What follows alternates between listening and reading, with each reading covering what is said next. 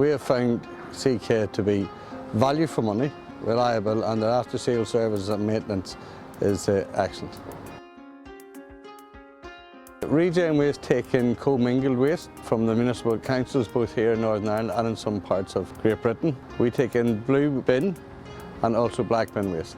Part of the black bin gets processed and we make SRF out of it. That SRF material, or indeed RDF material, gets exported overseas to incinerators or cement factories, and in order to do that and load it in the ships, we bale it, wrap it and strap it. Before we added the SRF plant, we currently had 2 previous balers on site. Basically both of them were from America.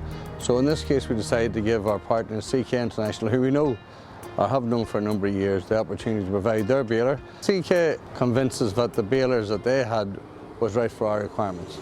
That has proven to be the case, and in fact, since we purchased the baler, a number of the parameters from our off-takers have changed, and CK International have been great with their after-sales services in changing and adapting their machine to suit our off-takers' requirements. To change densities, to ensure a constant and consistent lengths.